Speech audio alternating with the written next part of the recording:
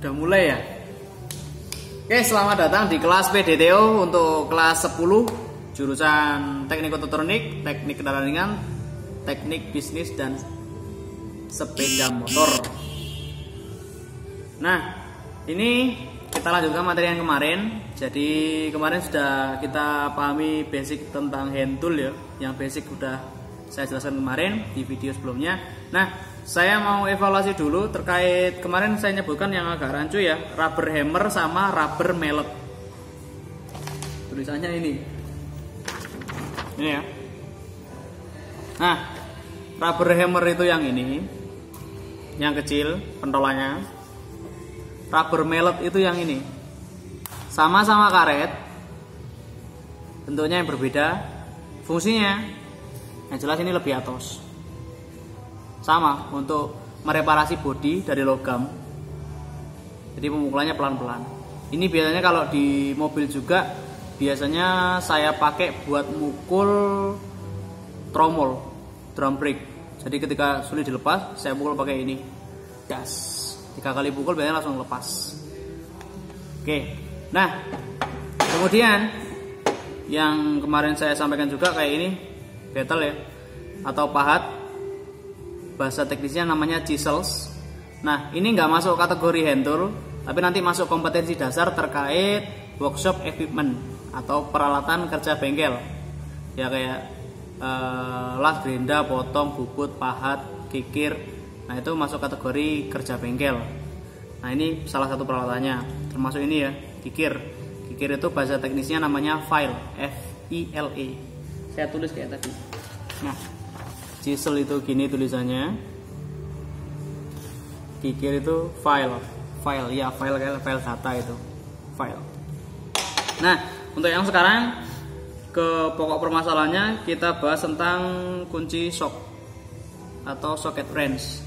Dalam kondisi ini saya punya satu alat, bukan punya saya, punya bengkel maksudnya. Nah, satu set itu terdiri dari berapa ukuran, berapa nomor untuk kategorinya ya. Yang pertama 10 mili, yang paling kecil.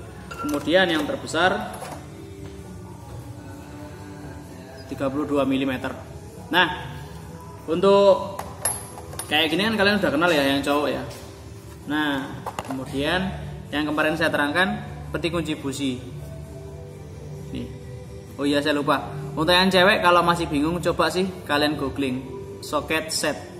Pasti nanti muncul, mulai dari Tokopedia, Shopee, Lazada, jualan kunci ya. Tapi kalian bisa cari referensi di beberapa blog yang menerangkan tentang socket set, lebih detailnya seperti itu. Cuman sama aja dengan apa yang saya sampaikan. Nah, spesial untuk kunci yang ini untuk busi. Di dalamnya dilengkapi karet pengunci, biasanya dilengkapi dengan magnet. Supaya ketika kita melepas busi atau masang kembali, businya nggak lepas-lepas, nggak jatuh.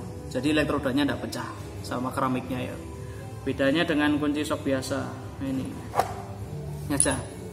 Kunci shock biasa tanpa karet ya, bukan kunci busi ya. Jadi dia tidak dilengkapi karet ataupun magnet. Beda dengan yang ini, dia dilengkapi. Ini. Jadi 21 mm.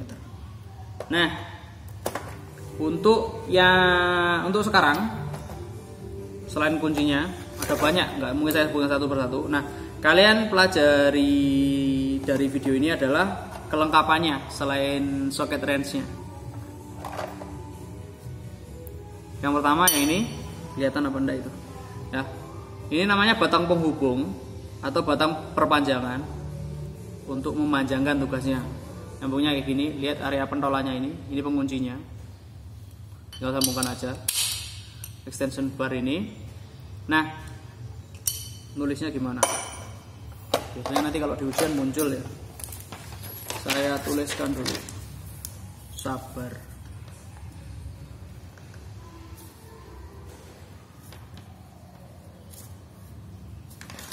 Mana ya?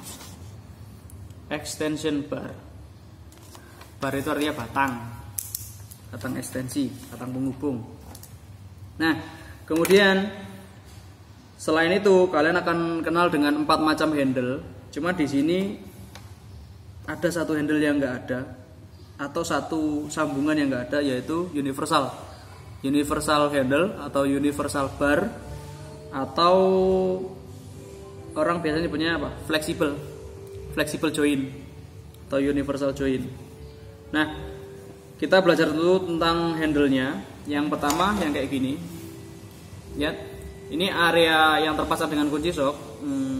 Saya pakai ini aja, guys. Dikunci aja ya. Ini bisa diputar, bisa dialihkan sepanjang 180 derajat, 90 0 sampai 0. Nah, ini namanya spinner handle. Handle itu pegangan ya. Saya tulis dulu. Spinner. SPINNER.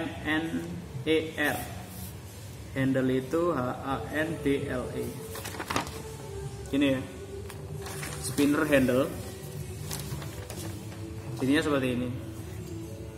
Kalau pemakaiannya pada kondisi yang gimana, Pak? Tertentu. Kalian butuhnya untuk area sempit, ya udah pakai universal joint.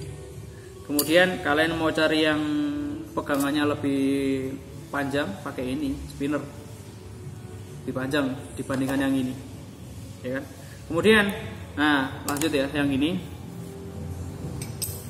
Ini namanya sliding bar atau sliding handle. Kenapa?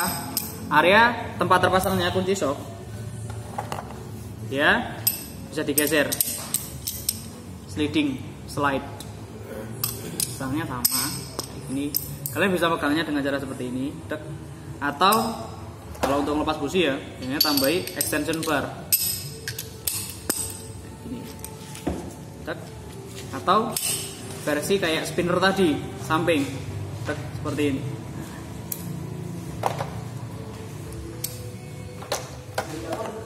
Kemudian satu lagi ya, terakhir. Nah, yang terakhir yang ini.